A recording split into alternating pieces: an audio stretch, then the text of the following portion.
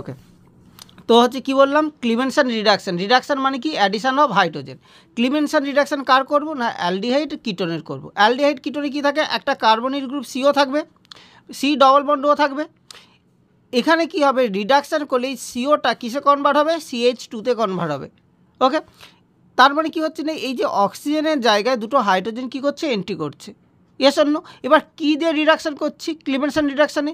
Zinc amalgam. Zinc amalgam মানে কি?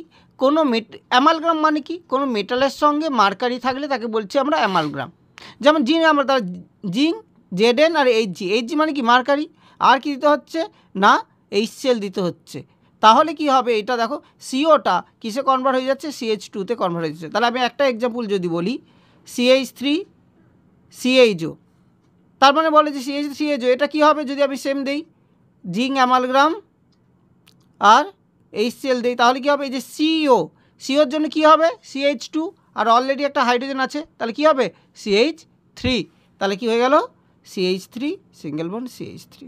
তাহলে নিজে একটা করবে CH3 CO CH3, এটা কি হবে বলো? এই সিওটা কিসে কনভার্ট হবে? H2 মানে এই ওটা H2-তে হবে, মানে CH2 হয়ে যাবে। CH3 CH2 CH3। ওকে, তার মানে এটা কি হচ্ছে? আমরা কি পেলাম বলো? অ্যালডিহাইড থেকে আমরা কি পেলাম? অ্যালডিহাইড থেকে আমরা কি পেলে? অ্যালকেন পাচ্ছি, মানে অ্যাসিটালডিহাইড থেকে আমরা ইথিন পাচ্ছি, ইথেন পাচ্ছি। আর এখান থেকে কি পাবো? প্রোপেন পাবো।